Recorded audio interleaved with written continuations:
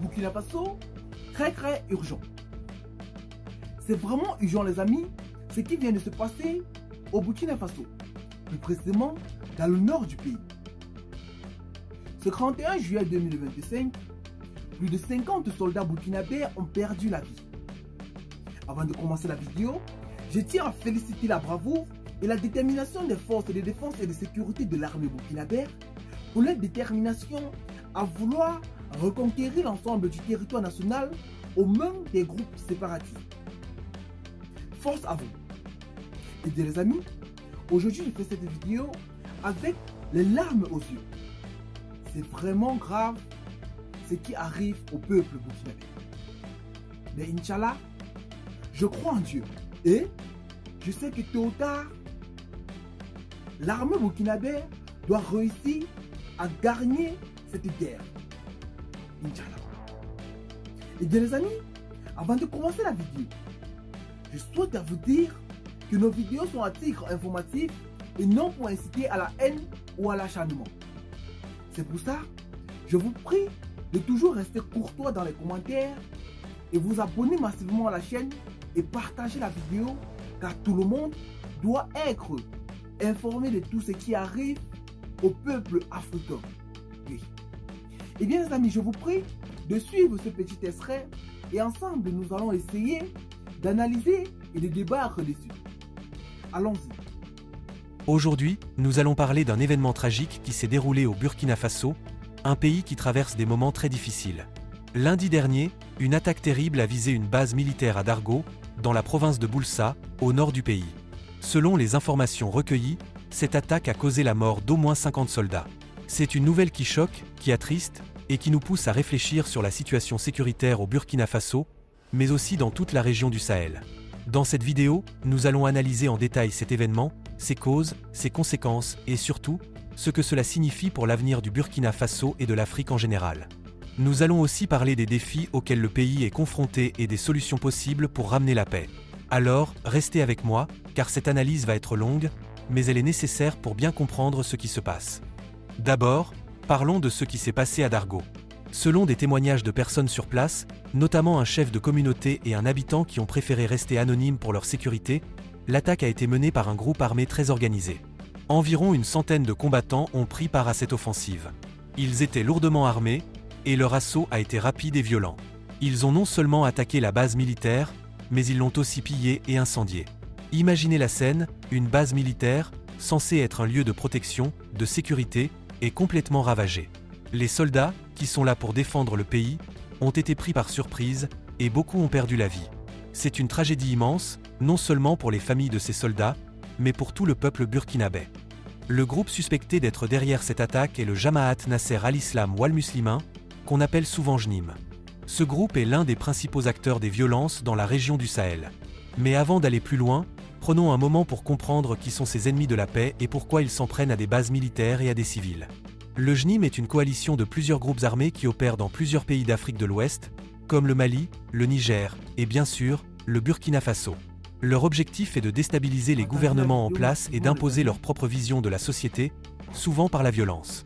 Ils attaquent des militaires, mais aussi des écoles, des villages, des marchés. Personne n'est épargné. Au fil des années, leurs actions ont causé la mort de centaines, voire de milliers de personnes, qu'il s'agisse de soldats ou de civils innocents. Maintenant, pourquoi cette attaque à Dargo est-elle si importante? D'abord, elle montre à quel point la situation sécuritaire au Burkina Faso est grave.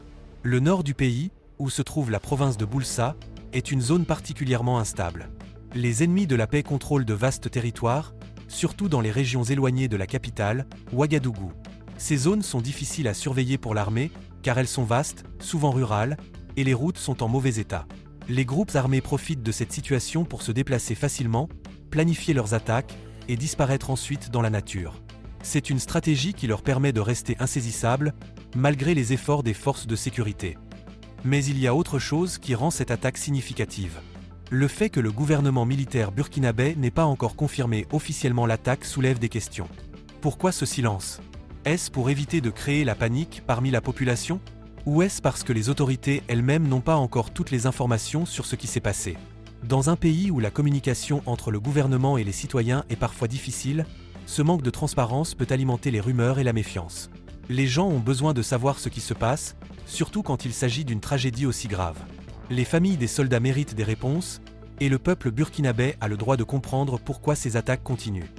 Parlons maintenant du contexte plus large. Le Burkina Faso traverse une période d'instabilité sans précédent. Depuis plusieurs années, le pays est confronté à une montée en puissance des groupes armés. Ces ennemis de la paix profitent de plusieurs facteurs pour s'implanter. D'abord, il y a la pauvreté. Le Burkina Faso est l'un des pays les plus pauvres du monde. Beaucoup de jeunes n'ont pas de travail, pas d'accès à l'éducation et se sentent abandonnés par le système. Dans ces conditions, il est facile pour les groupes armés de recruter, en promettant de l'argent ou un sentiment d'appartenance. Ensuite, il y a la géographie. Le Sahel est une région immense, avec des frontières poreuses. Les combattants peuvent passer d'un pays à l'autre sans être arrêtés, ce qui rend leur traque très difficile. À cela s'ajoute l'instabilité politique. Le Burkina Faso a connu 2 coups d'État en seulement quelques années. Le dernier en date a porté au pouvoir Ibrahim Traoré, un jeune officier militaire qui a promis de ramener la sécurité et de lutter contre les ennemis de la paix. Mais force est de constater que, malgré ces efforts, la situation reste chaotique. Les groupes armés continuent leurs attaques, et l'armée semble dépassée. Cela ne veut pas dire que le gouvernement ne fait rien. Au contraire, Ibrahim Traoré a mobilisé des ressources, renforcé les alliances avec d'autres pays, et lancé des opérations militaires pour reprendre le contrôle des zones perdues. Mais le défi est immense. Les ennemis de la paix sont bien équipés, bien organisés, et ils bénéficient souvent du soutien de réseaux internationaux. Maintenant, prenons un peu de recul pour comprendre pourquoi le Sahel, et le Burkina Faso en particulier, est devenu un terrain aussi fertile pour ces violences. Il faut remonter un peu dans l'histoire. Dans les années 2010, la région a commencé à voir une montée des groupes armés, en partie à cause de l'instabilité en Libye après la chute de Mouammar Kadhafi. Des armes et des combattants ont afflué dans le Sahel, profitant du chaos pour s'organiser. Depuis, ces groupes n'ont cessé de gagner en puissance. Ils exploitent les tensions locales, comme les conflits entre communautés, par exemple entre éleveurs et agriculteurs, pour semer la discorde et recruter de nouveaux membres. Un autre facteur important est le changement climatique. Oui, vous avez bien entendu, le changement climatique joue un rôle dans cette crise. Dans le Sahel, les sécheresses sont de plus en plus fréquentes, les terres deviennent moins fertiles, et l'accès à l'eau est un problème majeur. Cela crée des tensions entre les communautés, qui se battent pour les ressources restantes. Les ennemis de la paix utilisent ces tensions pour rallier des gens à leur cause, en leur faisant croire que la violence est la seule solution. Alors, que peut-on faire face à cette situation ? C'est une question complexe, mais il y a des pistes à explorer. D'abord, il faut renforcer l'armée burkinabé.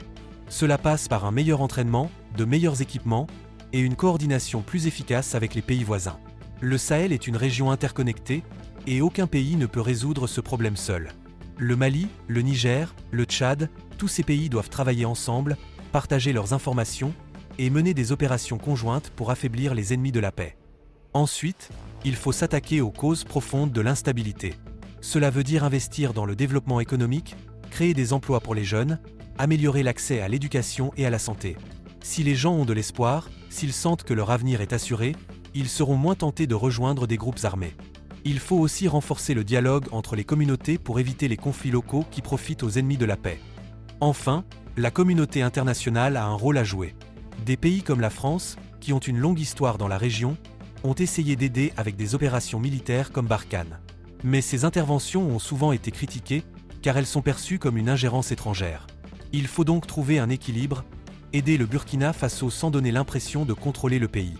Cela pourrait passer par un soutien logistique, des formations, ou des financements pour des projets de développement. Avant de continuer, je veux faire une petite pause pour vous demander quelque chose d'important. Si vous trouvez cette analyse utile, si vous pensez qu'il est important de parler de ces sujets, je vous invite à vous abonner massivement à la chaîne Afrique Éveillée. Votre soutien nous permet de continuer à produire des vidéos longues et détaillées comme celle-ci. Et surtout, dans les commentaires, restez toujours courtois. Les débats sont les bienvenus, mais faisons-le dans le respect. Merci à vous. Revenons maintenant à notre sujet. Une question qu'on peut se poser est: pourquoi ces attaques continuent-elles, malgré tous les efforts pour les arrêter ? Une partie de la réponse réside dans la complexité du problème. Les ennemis de la paix ne sont pas un groupe unique avec un seul chef. Ils sont dispersés, organisés en petites cellules, et ils adaptent constamment leur stratégie. Par exemple, après une opération militaire réussie contre eux, ils peuvent se cacher pendant un temps, puis réapparaître ailleurs. C'est une sorte de jeu du chat et de la souris, où l'armée doit toujours être sur ses gardes. De plus, il y a un problème de confiance entre la population et le gouvernement. Dans certaines régions, les gens se sentent abandonnés par l'État. Ils ne voient pas l'armée ou la police régulièrement, et quand ils subissent une attaque, ils ont l'impression que personne ne vient les aider. Cela crée un cercle vicieux. Moins les gens font confiance au gouvernement, plus ils risquent de se tourner vers des groupes armés pour se protéger. C'est pourquoi il est crucial que le gouvernement burkinabé renforce sa présence dans les zones rurales, pas seulement avec des soldats, mais aussi avec des projets concrets pour améliorer la vie des habitants. Parlons aussi des conséquences de cette attaque à Dargo. Au-delà du nombre tragique de morts, il y a un impact psychologique énorme. Pour les soldats, c'est un coup dur. Ils risquent leur vie tous les jours, et voir une base entière être détruite peut saper leur morale. Pour la population, c'est la peur qui s'installe. Quand une base militaire est attaquée, les gens se demandent « Si même l'armée n'est pas en sécurité, qui le sera ?» Cela peut pousser certains à fuir leur village, ce qui aggrave la crise des déplacés. Au Burkina Faso, des centaines de milliers de personnes ont déjà dû abandonner leur maison à cause des violences. Ces déplacés vivent dans des conditions très difficiles, souvent sans accès à de la nourriture, de l'eau ou un abri décent. Sur le plan politique, cette attaque met encore plus de pression sur Ibrahim Traoré et son gouvernement. Quand il a pris le pouvoir, il a promis de ramener la sécurité. Mais des événements comme celui de Dargo montrent que ce n'est pas une tâche facile. Il risque de perdre la confiance de la population s'il ne parvient pas à montrer des résultats concrets. En même temps, il faut reconnaître que le problème ne date pas de son arrivée au pouvoir. Les racines de cette crise sont profondes, et il faudra du temps pour y mettre fin. Alors, quel est l'avenir pour le Burkina Faso? Il y a deux scénarios possibles. Dans le premier, les choses continuent comme aujourd'hui, avec des attaques régulières, une insécurité croissante et une population qui perd espoir. C'est un scénario sombre, mais il est réaliste si rien ne change. Dans le second scénario, le Burkina Faso parvient à inverser la tendance. Cela nécessitera une combinaison de forces militaires, de développement économique et de dialogue avec la population. C'est un chemin difficile, mais pas impossible. Pour que ce second scénario devienne réalité, il faudra de la volonté, non seulement de la part du gouvernement burkinabé, mais aussi de la part de toute la société. Les citoyens doivent se mobiliser, soutenir les efforts de paix et refuser de céder à la peur. Les leaders communautaires, les religieux, les jeunes, tout le monde a un rôle à jouer. Il faut aussi que la communauté internationale comprenne que le Sahel n'est pas un problème isolé. Ce qui se passe au Burkina Faso a des répercussions sur toute l'Afrique, et même au-delà. En conclusion, l'attaque de Dargo est une tragédie, mais elle est aussi un rappel de l'urgence d'agir. Le Burkina Faso, comme d'autres pays du Sahel, est à un tournant. Soit il sombre dans un chaos encore plus grand, soit il trouve la force de se relever. Pour cela, il faudra du courage, de la détermination et une vision claire. Nous, en tant qu'Africains, devons soutenir le peuple burkinabé dans cette épreuve. Nous devons aussi continuer à nous informer, à débattre et à chercher des solutions ensemble. Avant de terminer, je vous invite une nouvelle fois à vous abonner massivement à la chaîne Afrique Éveillée. Vos abonnements nous permettent de continuer à vous proposer des analyses approfondies comme celle-ci. Et n'oubliez pas, dans les commentaires, restez toujours respectueux, même si vous n'êtes pas d'accord avec ce qui est dit. C'est ensemble, dans le dialogue, qu'on peut avancer. Merci d'avoir suivi cette vidéo jusqu'au bout. Restez connectés, restez éveillés, et à bientôt pour une nouvelle analyse.